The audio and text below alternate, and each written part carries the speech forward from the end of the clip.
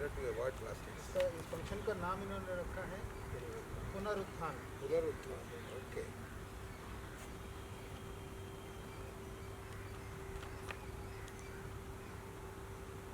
Good morning, everybody.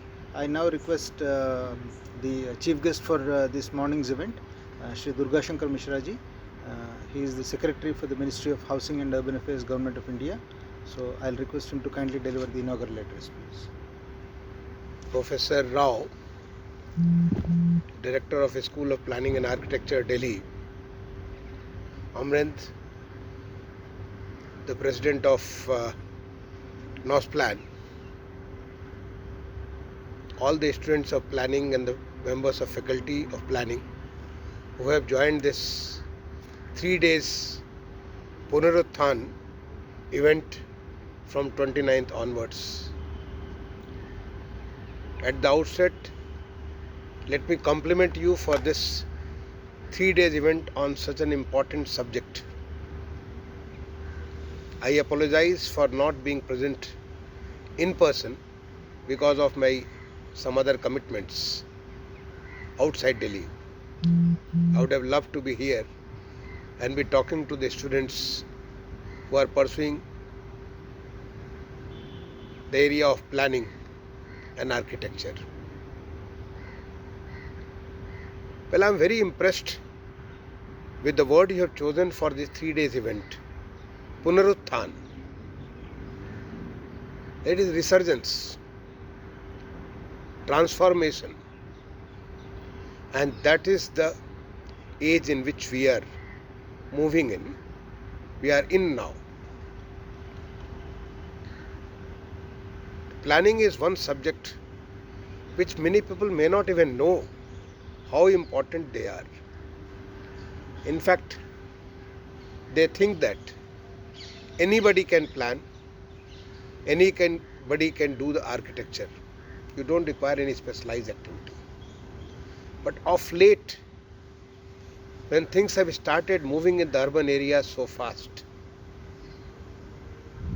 the country has realized the importance of planning. And those who have developed expertise in this area, they've started gaining importance. Well, in 2011 census, the country's population in the urban areas was around 37 plus crores. That's around 31% of the total population of India. But the way urban growth is going on, expert bodies have predicted that our population will be crossing 60 crores. That is over 40% by the year 2030, only 10 years from hence. And it will be around 87 to 88 crores by the year 2050, that is after 3 decades from now. This means our urban population is going to be more than double in just less than 3 decades. If we allow the cities to grow as they have been growing, things are going to become very, very difficult for those who are coming to the urban areas with a lot of aspirations for good quality of life, providing better medical facilities, educational facilities, livelihood opportunities, entertainment, whatnot, anything. When somebody like me, I was born in a village. My initial 12 years was in my village.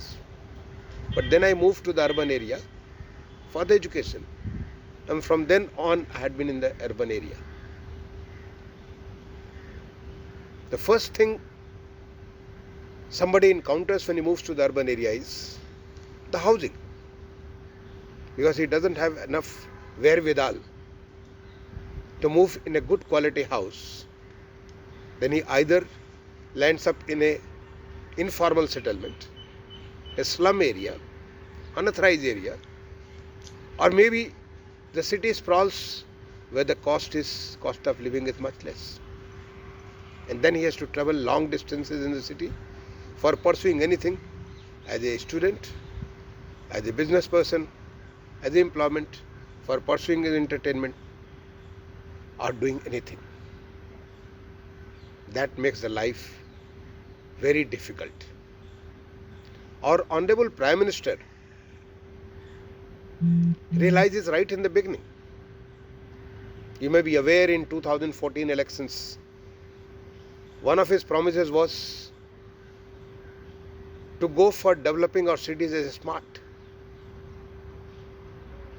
And when he mentioned in 2014 to my ministry, Ministry of Housing and Urban Affairs, that he wants to develop 100 cities as smart cities, as the lighthouses, as examples, how to develop a path for all urban cities to be smart. It's very difficult to conceive what exactly he means by the smartness. And then we could soon realize, getting experiences, learning from outside where the cities have been developed smart. And on 25th June 2015, Honorable Prime Minister himself launched the Smart City Mission. In fact, from 2014 onwards itself, he started unfolding different kinds of flagship urban missions to transform the living of people who are coming with so much of aspirations and dreams to the urban areas. The first among them was Swachh Bharat Mission Urban, that was launched on 2nd October 2014. It appeared it's a very wrong decision taken by the political boss. But today, down the line, after 6 years, anybody across the country will realize how visionary was our Honorable Prime Minister. He touched the very sensitive chord of the people living in the urban areas. And today, when I am talking to you, we have but for 12 cities in West Bengal, 4,360 cities which are open defecation free. We have gone beyond. More than 1,500 cities are ODF plus. That means the toilets are not only constructed, but they are clean, hygienic, and they have all the facilities like water, electricity, etc. More than 500 cities are ODF plus plus. That means we have got safe containment, emptying, transportation, and treating this fecal sludge. We are now moving towards water plus, making sure that no black water moves in the streets, impacting anybody's health adversely. When we started in 2014, we only had nearly 15% of the municipal solid waste getting properly treated, processed scientifically. But today I share with you with pride that we are processing nearly 68% of the municipal solid waste. And we are on path that in few years, not many, 2-3 years, we will be able to process 100% of the municipal solid waste. In fact, so many entrepreneurship, so many new startups, so many new business sprung from this Swachh Bharat mission. The people's behavior has changed. It has become a real Jan Andolan. And to do all this, you need some planning, urban planning. I mean, the cities need to be planned in a way so they are sanitation friendly. Things could be cleaned properly and we can live a good quality life. That's very essential for anybody to live in urban areas. The second mission which was launched was Housing for All. That was on 25th June of 2015. There the Honorable Prime Minister envisioned that when we celebrate the 75th year of Indian independence in the year 2022, nobody in the urban areas or in the rural area remain without a house. And when he took upon himself this target, and we assess the total demand from the different states and union territories, the preliminary demand was projected to be nearly 1 crore. Later it has been frozen at 1.12 crores. Nowhere across the globe any country has dared to take such kind of a housing program in 7 years. Today I am very happy to share with you that in last 5 years we have sanctioned 1.10 crore houses across the country in the urban areas. We have already grounded for construction more than 70 lakhs houses. We have already completed and delivered more than 41 lakhs houses to our different beneficiaries coming from the economically weaker section, lower income group or even middle income group. And when I say house, it's just not 4 walls. It's a house with drinking water, with electricity, with cooking gas, with toilet, with proper living area. A place where the dreams and aspirations of those who have shifted to the urban areas could be realized. They could be mainstream to the urban economy, and that is how these people can contribute towards India's growth. You might have, as a students of planning, you might have heard, seen in the on the television media or on the social media that recently Honorable Prime Minister, on the very first day of this year 2021,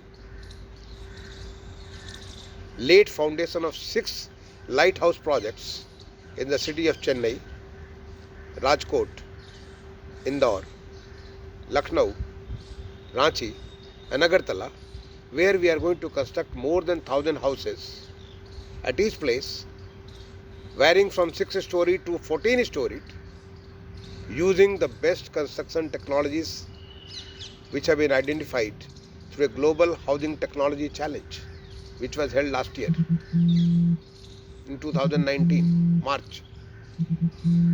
Some 54 different technologies participated, and through a challenge process we have selected 6. We have identified these 6 places again through the challenge process from the states, and there these lighthouse projects where any students of planning, architecture, engineering, any practitioner from the private or public sector,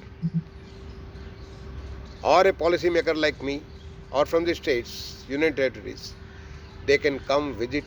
We are going to launch a movement very soon where we will encadre, we will develop an MIS of all those who are interested in learning this. In fact, I compliment the School of Planning Architecture, Delhi, and an organization, Building Material Technology Promotion Council under my ministry, who have jointly launched a program called Navreet, which gives an orientation for 54 those new technologies and 6 specifically which are coming up in these places. These places are good examples of planning and architecture.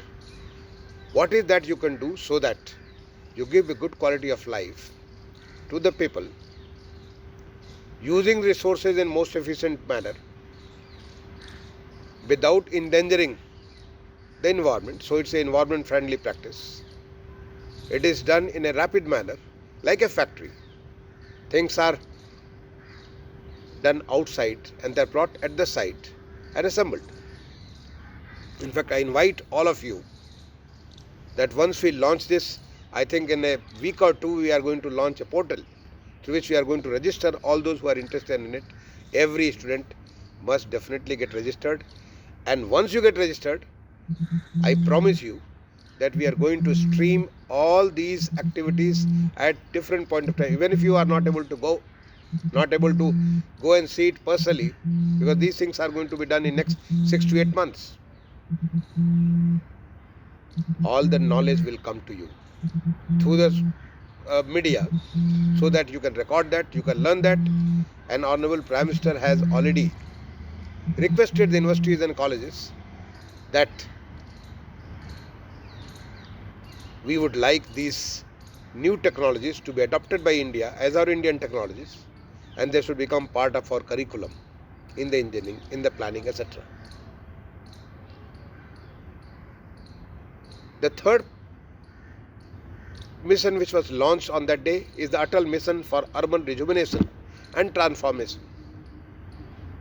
It was launched by the Honorable Prime Minister on 25th June itself in 2015. A mission which undertakes to provide universal water supply, to get every household water, and increase the total coverage of sewerage and septic in 5 years' time, to provide a green space, a public space, accessible to all, where people and communities can meet, and also cater to the requirements of drainage as well as some urban transport.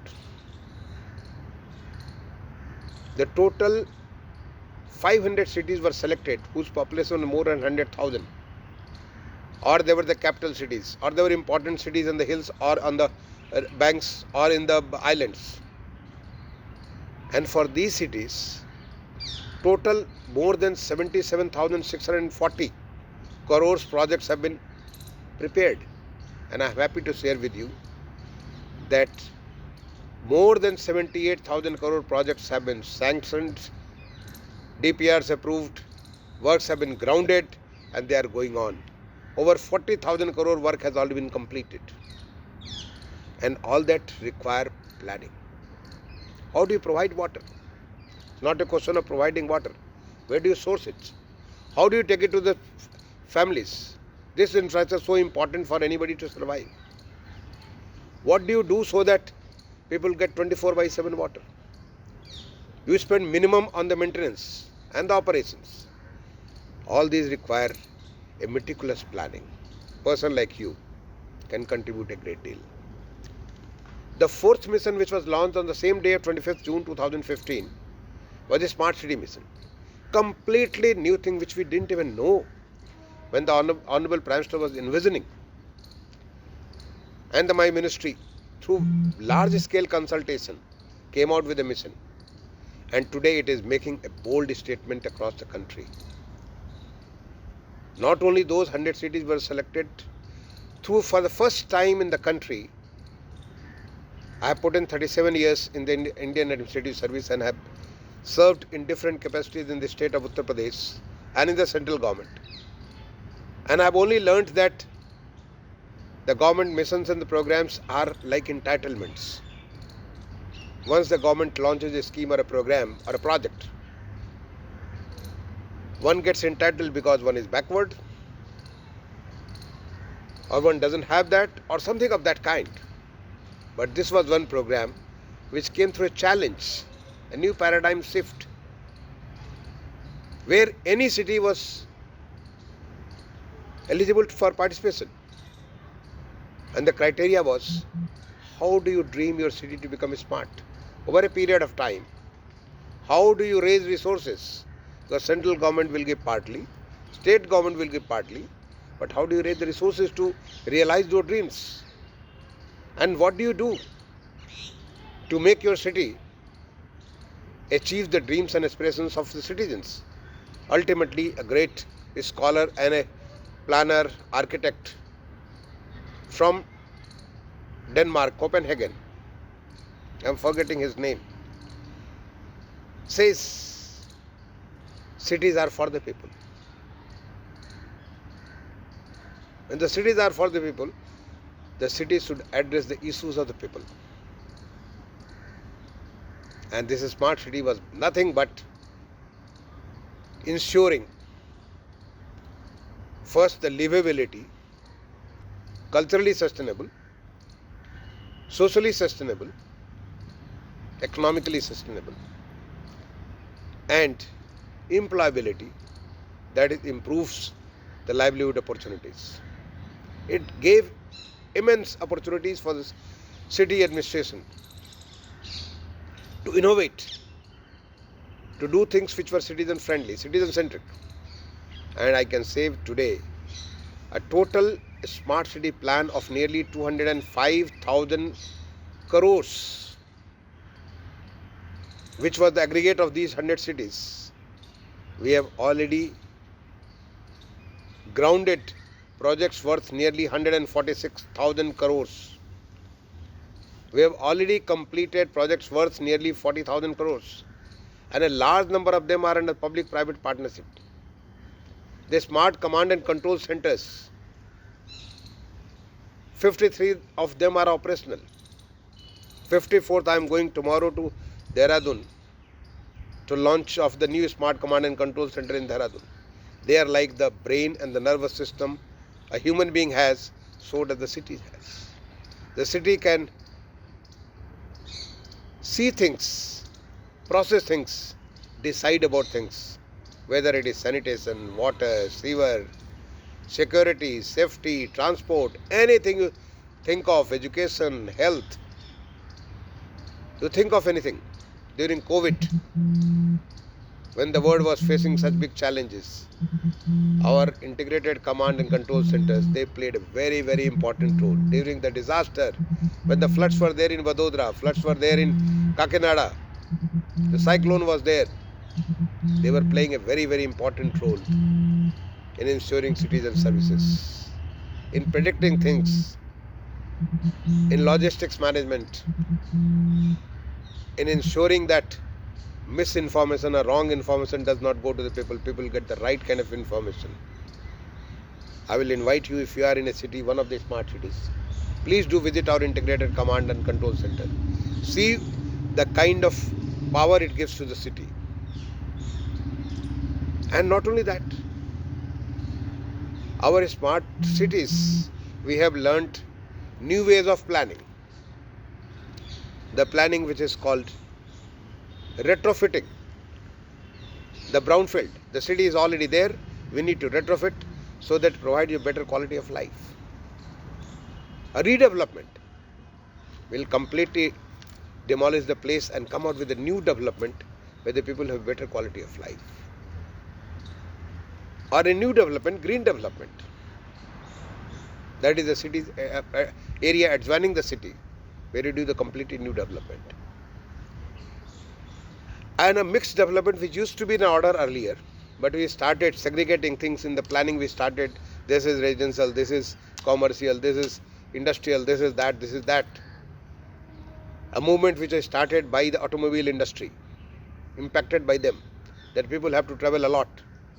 The present day, we want to go for transit-oriented development. We want to have a mixed development so that people can live, they can work, they can get entertainment, they get schooling, everything together and all at a walking distances. That's an order today. We have when you have a fast transit modes, we can have a transit-oriented development. In fact, my ministry, under the Amrut scheme, in collaboration with the CEPT University of Ahmedabad, we came out with a plan which is local area plan for the brownfield and the town planning scheme for the greenfield. We have developed the whole manual. We have taken up 25 cities across the country in different states, one city in a state, where they have a GIS plan, where rather than taking the paper and plan, paper thing, on the GIS map, you can plan about the city, whether it is a TPS or LAP. And that is to make sure that all our planners who have had the education of 50s and 60s, which are not very relevant today, they learn in the present world a kind of a wide planning, where they plan the city so that people's aspirations and dreams are realized in the place where they are. And they don't have to travel here and there, say 10 kilometers here and there. It just takes the whole day. It tires him up. We want to do a new kind of planning, and that's happening across the country. In fact, I invite you to see how our LAP and TPS is unfolding. It took a long time for old styled planners to get to this new kind of a thinking, which is already there in some states. We have also funded the states under our Amrut scheme for all 500 cities, taking help from the Indian Remote Sensing Agency, that the master plans are done on a GIS map. We use the information and we now start using our computers. We start using the power of IT. We can have different layers of the facilities and different kinds of things. And that's also happening in a big way. Many cities have already done that. Another scheme which was launched, that was our heritage rejuvenation. 12 cities across the country were selected under the Hriday scheme, and they have developed so that to rejuvenate the souls of those cities, like city of Varanasi, city of Mathura, city of Kakinada, city of Amritsar, that these cities were known for certain things, certain cultural heritage. How can we plan our roads or cultural heritage, streets in such a manner that people can, when you go to Banaras, you start seeing that Kabir, Tulsidas, Baba Vishwanath, Ma Ganga, I mean, all those things you start realizing. Buddha, I mean, these are the things which you start realizing the city of Varanasi. If you have gone to Varanasi, you might have seen the kind of changes which this kind of thing has brought. Another area which you have touched is the urban transport in a big way. Urban transport in big cities, through the metro development, the city of Delhi, where I am talking to you, has now nearly 390 kilometers of the metro under operation in Delhi and NCR. And across the country, nearly 708 kilometers of metro is under operation. We have another 1016 kilometers of metro under construction at different stages.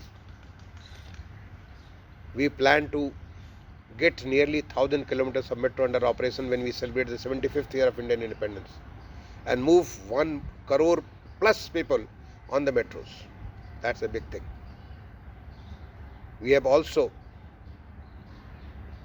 come out with a new specification called the Metro Light, which is the light metro, and the Metro New, which is the tired metro, so that we take up the tier 2 and tier 3 cities, and also outer area of the tier 1 cities, to provide this kind of a mode of transport which will transform these cities. We are now focusing on Atmanirbhar Bharat, focusing on making things self-reliant. Whatever it is, like as I mentioned to you in the lighthouse projects, the best words, construction technologies are going to become Indian technologies. Metro technologies are going to become Indian technologies. I proudly share with you that today the metros which are being produced in India are getting exported outside. We will be one country across the globe where we are very soon, very recently our Honorable Prime Minister launched National Common Mobility Card, fully operational on one line, Airport Express line of Delhi Metro. And by 2022, the whole Delhi is going to be on the National Common Mobility Card. What it means? That the simple debit card which is issued by different banks, when you travel to Delhi, you don't need to buy any Delhi Metro card. Or when you travel to Bombay, you don't need to buy Bombay card, or Chennai, you may need to buy a Chennai card. The same debit card will work for you as a Metro card. It will work for you for the buses. It will work for you for the suburban rail. Different modes of transport. That's a huge thing happening across the country. The driverless train. Think of it. The thing which was launched only few weeks back. We have one line in Delhi which is driverless train. Another line in next 6 months is going to come up. Line 8. And then we will have 9% of the total driverless network across the country, globe, which will be in India. Ahmedabad and metro is. What I mean to say, that we are working with a complete focus of transforming the urban landscape. And the focus is only twofold: providing ease in living, making businesses simple, ease in doing businesses, improving the quality of life of the citizens, making sure that all those who have moved to India, moved to the urban India, they can realize their dreams. And once they start doing that, the impact will be the whole country will be working in the one direction, and the $3 trillion economy which we are today will transform to the $5 trillion economy by 2024 and $10 trillion economy by 2030. That is the path which Honorable Prime Minister has taken, and we are all very much committed to it. I think as students of planning, my advice to you would be, there's ample opportunities today, whether it is a smart cities, whether it is our Amrut program, housing program, the general planning. You should open up, learn. We have got the fellowship under the smart cities, internship, which is a tulip program. We have launched that. The cities are offering that internship program. You can see how the country is transforming, and then you become part of the Indian growth. The growth which is happening today, the world is realizing, and you become part of it. I end with, recently you must have heard about our Central Vista getting redeveloped. The new parliament is coming up. The work is already on. The Central Vista Avenue. Today I went for the 26th January Republic Day parade there. I promise you, next year when we go there, it will be completely transformed vista. And slowly the whole area is going to be changed. And who is doing it? The planners, architects, engineers. Everybody is contributing towards that, and you can be part of that. I think this Punarutthan is a good name which you have chosen. The country is on Punarutthan, or the highest level of transformation, and it transforming with a skilling, with a speed, and scaling things up. The world is watching. India is on the move. I call upon all of you to be part of this growth story, to contribute your best to whatever means, to the public sector, to the private sector. But opportunities are galore across the country. You should contribute towards making the country proud, making country first, India first as your motto, and give your best. All the very best for your next 3 days of the workshop. Enjoy, learn, commit, and contribute. Thank you. Thank you. Thank you so much. Thank you so much, sir, for this address that you gave to all the planning students across the country. So we have a few questions as we present the planning students. So firstly, as you talked about so many planning projects that the government is undertaking, and so much development has been done already. So what do you think is more to come for planning students for as in the area of expertise in your ministry? Amrind, not so much has been done. A lot of things have been initiated, are getting done on ground, but we have to cover a long distance. I mentioned to you about the growth of population in the urban areas. With that kind of growth, now nearly 9 crores square meters of the build-up area we are developing every year in the urban area space. This is more than the size of Chicago. That is the kind of work which is happening in the country. Whether it is in the residential, institutional, commercial, industrial, any kinds of different kinds of work which is being taken up in the cities. So there is a huge work. Our cities have grown very old. Lot of areas have become non-livable. The learning from the smart cities, retrofitting or the redevelopment.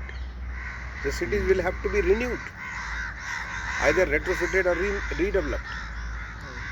Like the BKC, this is Bora community. They are coming with the new BKC city for them. So all this will require planning. You require planning because you don't want the sprawls to happen.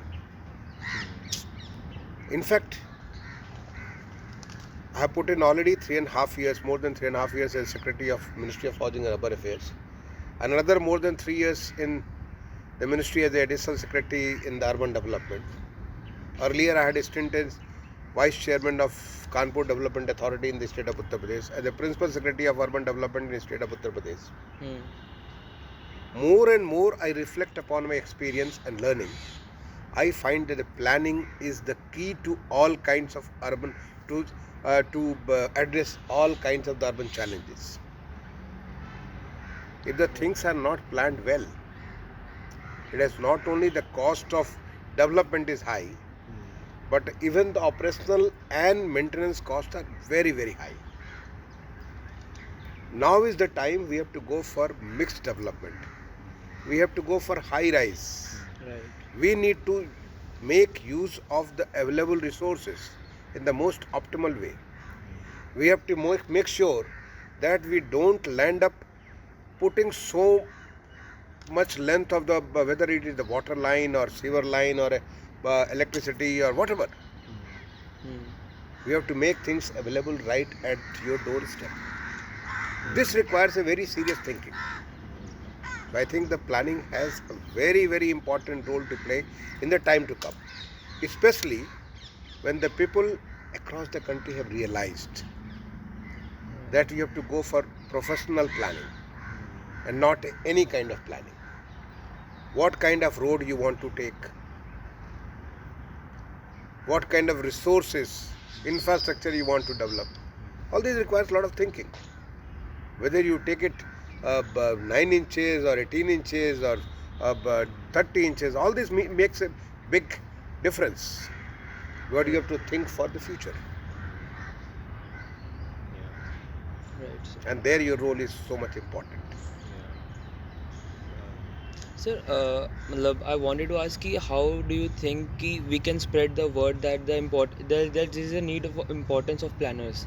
Like, how do we tell people that we need planners? Like, you see, planning as a profession is not very much known to the general public. Like me, talking about myself, before coming to this course, I was not very much aware of planning, what planning is.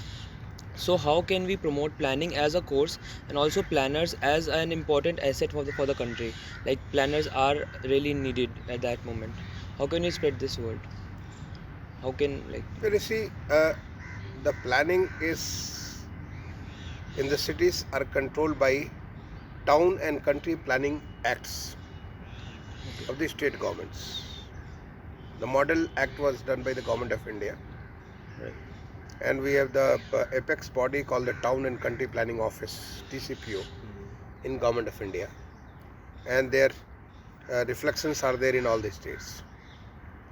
But it was not given so much of importance earlier.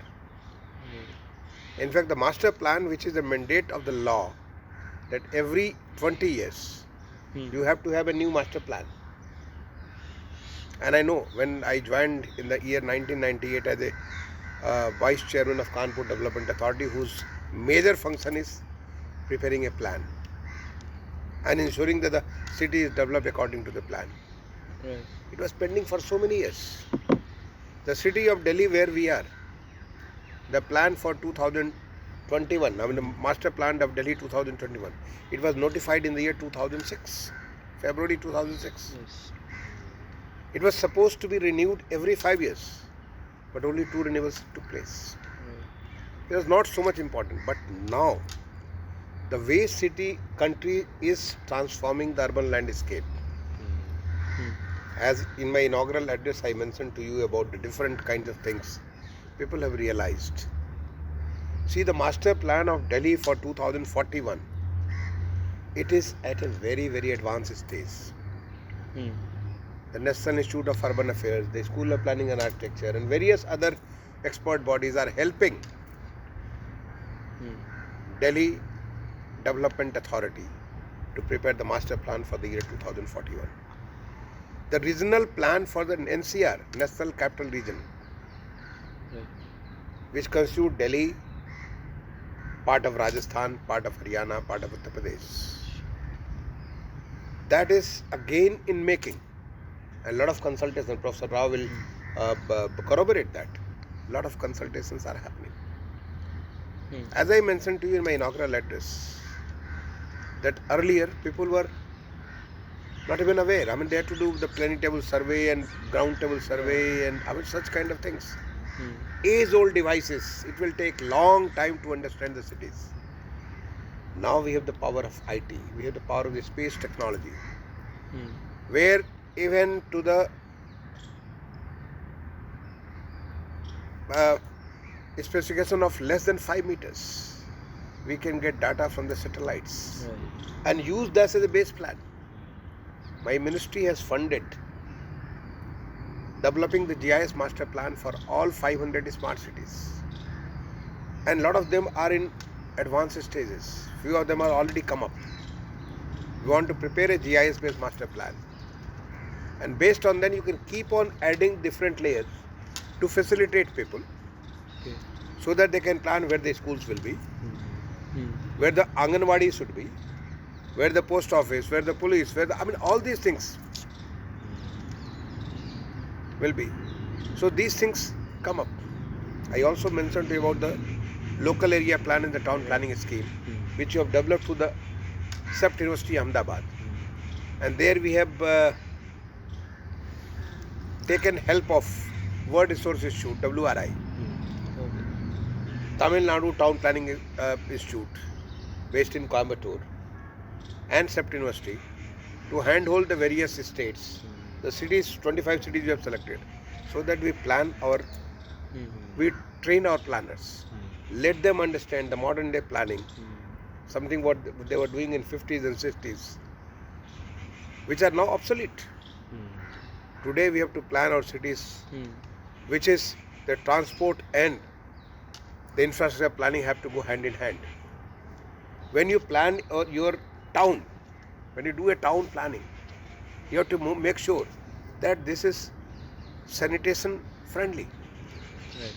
There is no waste coming out of the city. How can you do that? I've seen things outside the country, and what I see things outside the country, that should happen in India too, because India is emerging as a important destination for the globe. So I think the planning is getting too important, but in time to come, as cities keep on changing and people realize that just initially if you plan your city well, the future costs, the future troubles and the problems which you are going to experience, they will be addressed in a much better manner. Right. Yes, sir. Thank you so much, sir, for saying that. And yeah, rightly, there is a very dire need of planning, and information technology and new technologies play a very important role. So, sir, what do you think this combination of as experienced professionals as such as yourself and Professor Rao here and senior planners already in the ministry and in different places, and the young professionals and young budding planners, who are equipped with all this information about this new technologies that are coming up and this skill set, that senior planners might not have. So what do you think this combination might work out and for the betterment of this planning? You know. Well, I think one, I will request the students who have joined through the digital platform across the country. I think around 27, 25 plus institutes. Yeah, we'll have more than 1,000 students. Okay, so more than 25 institutes. Yes, yes. So whether you are a B plan or a master plan student, during the COVID period we launched a portal called Tulip. Maybe some of you are aware about. Through the tulip, one should get internship in the cities. Okay. An internship in different cities. Suppose you are from, let's say you are from Uttarakhand, Dehradun, and you are studying in Trichy. You can see the tulip, the program which is that internship program which is launched by the Dehradun Municipal Corporation or maybe other municipalities close by, and go and get yourself attached as a part of your program as an intern for 6 months, 3 months, whatever time you can get, even for 1 year, and learn what the city is doing and be proactive, because definitely the TPS and the LAP program is going on. You become part of that, take your knowledge and try to hands-on learn from there. So this is one way of doing it, so that once you understand what the cities are doing, in future you may take up a responsibility in the city, or you can take a responsibility. So many consulting organizations have come up, and they are engaging our planners and architects. Through them you can help the cities to execute their job. This is one way. The second is we also offer a fellowship under the Smart City program. There is a competition.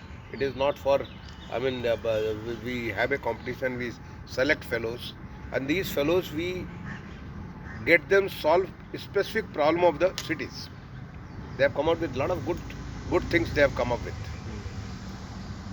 So you can also join that. We are also engaging with the states that they should change the recruitment rules. They should update this, because earlier when we did not have enough number of planners for recruitment, we were taking anybody from any kind of discipline who had some knowledge of planning or some orientation or some expertise of the planning. But now with so many numbers, we should get our experts who are well versed with the ABC of the planning aspect, and they could be a great resource to the cities, because I have always realized that the planning is the key to solve any problem, whether it is sanitation, infrastructure, or making cities' life good, livable, employability, livelihood opportunity, everything. If you do your city plan well, then maybe even on the employability front you will be able to do better work. Yes, sir. I think I'll just add to what the Secretary said. In the Department of Housing at SPA, we have signed an MOU with the Pondicherry Smart City. And this last semester, when all of us were sitting at home because of COVID, we didn't know how to conduct the studio, because every year we take the students to a particular city, we give them a live problem and they are supposed to design the entire project. So this offer came from the Pondicherry Smart City Corporation through some friends of ours. So we signed the MOU online, and all our students, about 12 of them, they did the slum redevelopment of 3 slums in Pondicherry. And all the discussions with the engineers, with the planners, with the local officials, everything was happening through an online system. And finally they produced the whole thing, and in fact the whole thing I would like to share it with Secretary also. You can see the officials in the Pondicherry city, they were so much surprised when they saw the excellent professionalism, and then if they would have appointed a consultant, probably they would have had to spend a huge amount of money. But in a short period, and the students got a first-hand feeling of how to deal with the officials, what are the ground problems, what are the issues. So it was a very good collaboration that SPA did with the Pondicherry Smart City, and we brought out, and the whole document is now available online, and we'll share it with the ministry also, we'll share it with Pondicherry Smart City also. So this was one experiment that we thought that bring the students and the practicing professionals on one common platform, so that you can learn much better rather than the theoretical lecturing. Be there and actually do the work, and that will be useful for the society also. And tomorrow maybe some of these students can get a job in the Pondicherry Smart City also. That possibility is also there. Also, it gives them a feel of ground level reality. They'll get to experience the thing, how the things work on ground actually. I think that's a great initiative. Alright, sir. Like, share, subscribe. Thanks for watching. Stay tuned for more.